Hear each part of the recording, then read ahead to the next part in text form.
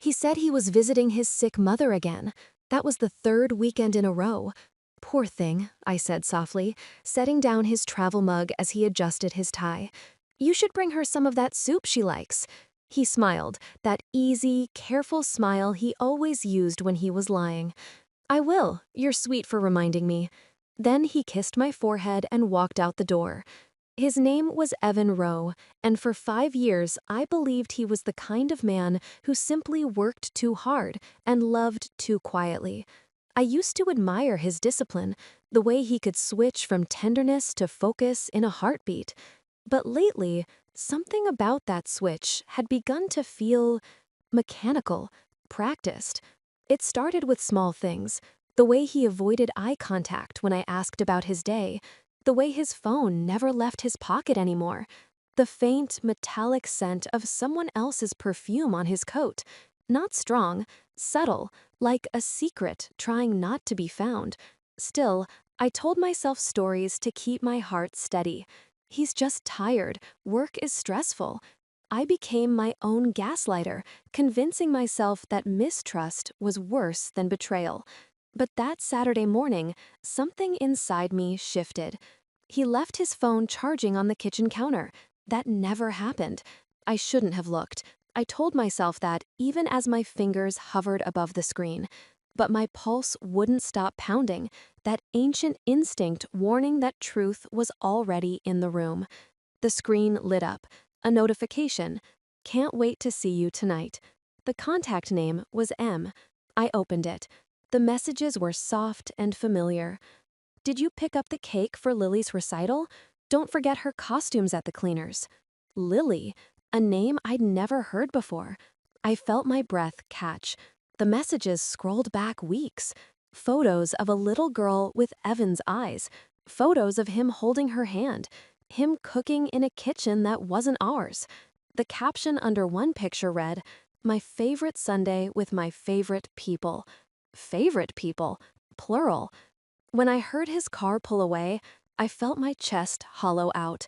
The house felt enormous, like the silence was mocking me. I sat at the table until the afternoon light turned orange, staring at that phone as if it could explain itself. Then I did something I'd never done before. I called his mother. "Hi, Mrs. Rowe," I said gently. "It's Clara. I just wanted to check how you're feeling." There was a pause on the other end. "Feeling? Oh, I'm fine, dear. Why?" I swallowed.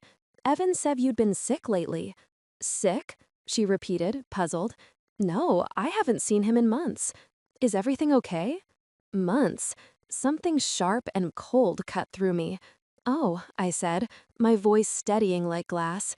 "Yes, everything's fine. Must have been a misunderstanding." After I hung up, I sat there in the quiet, staring at my reflection in the black screen of his phone. My face looked different, harder, older, the kind of face you get when you finally stop believing in someone. By that evening, I'd already decided what to do. I hired a private investigator the next morning. His name was Marcus Dean, a calm man with kind eyes and the patience of a surgeon. I told him I needed clarity. Not drama, not revenge, just truth.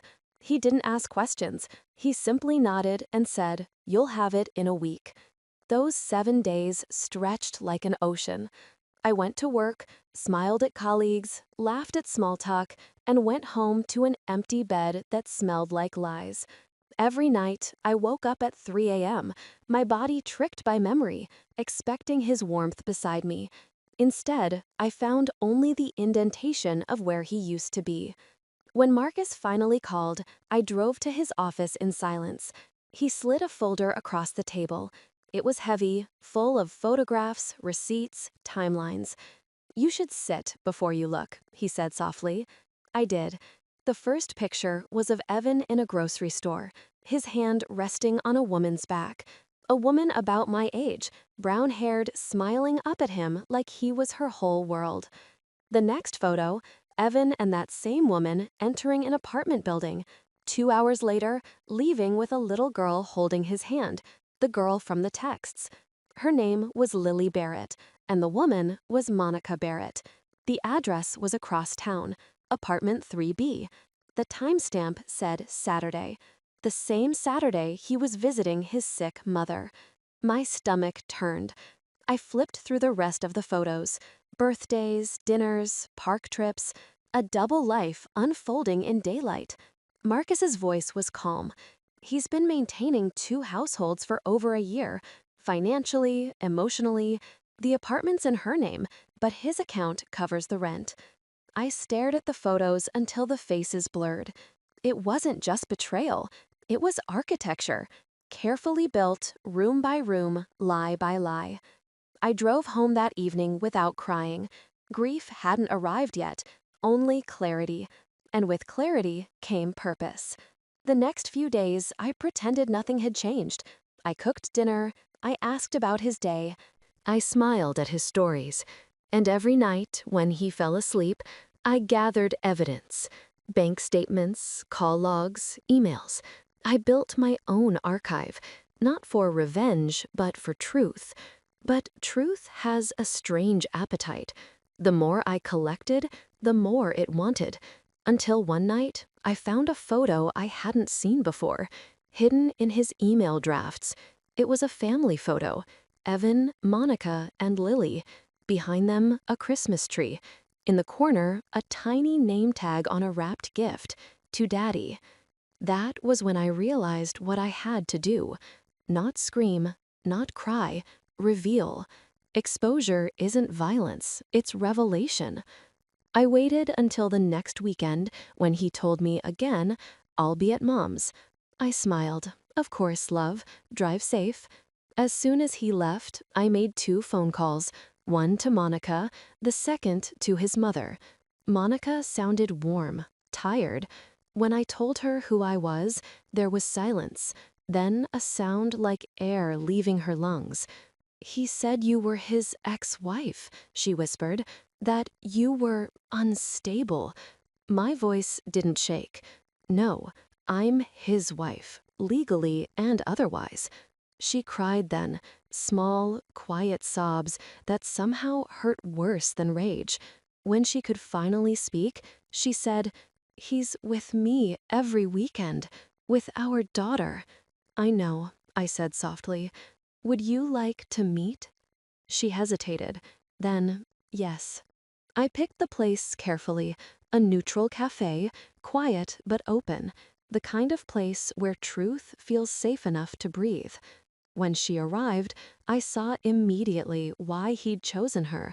She was gentle, the kind of woman who apologized when others bumped into her. Her eyes were kind, but bruised in a way that told me she'd already suspected the world wasn't what she'd been promised. We sat across from each other, 2 women orbiting the same lie. She slid a photo across the table, Evan holding Lily.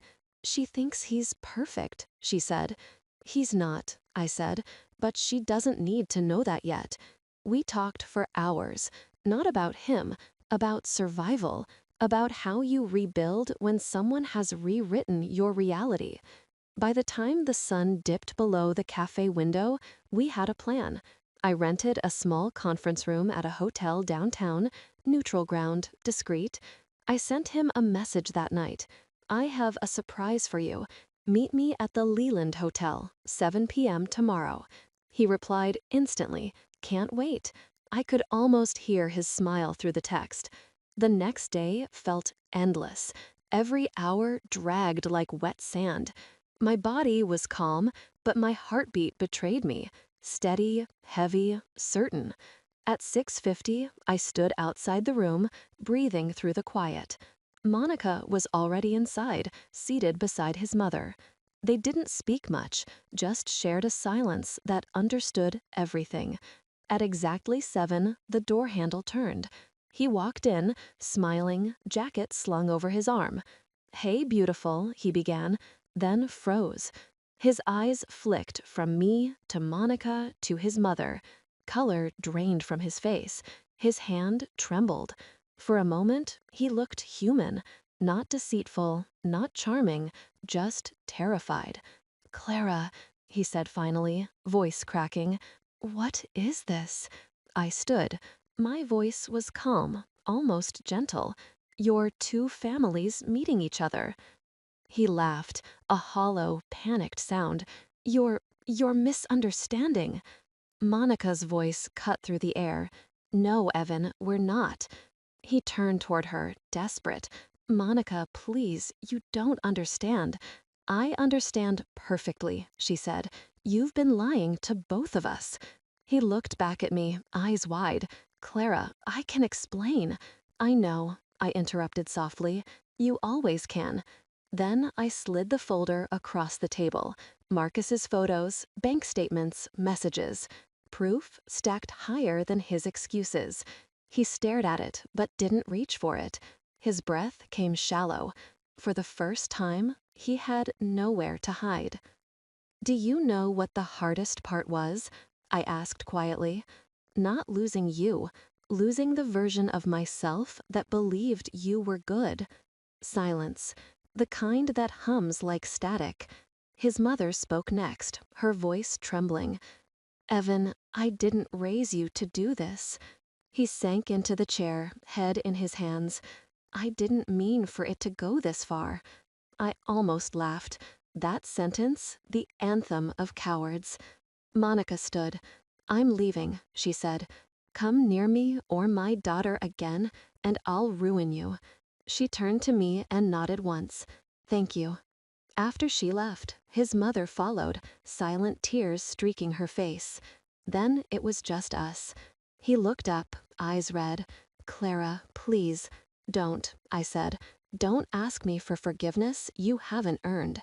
He opened his mouth, but I was already walking toward the door. At the threshold, I turned back once. By the way, I said softly, the hotel bill is in your name. The door clicked behind me. Outside, the night was cool. Streetlights shimmered across wet pavement, the air humming with the quiet relief that follows a storm. I didn't cry. I didn't need to. Some truths don't break you. They free you. A week later, I filed for divorce. Monica sent me a short message. Thank you. I'll be okay, I replied. So will I.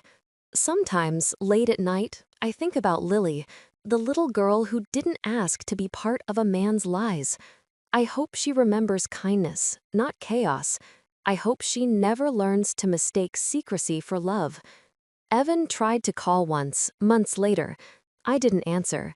Some doors, once closed, should stay closed. Now my home feels different, lighter, honest. The air no longer smells like perfume I don't wear. The silence no longer feels like punishment. I still keep the folder, tucked away in a drawer, not as a reminder of pain, but of proof. Proof that truth, when faced head-on, can be the most merciful weapon of all.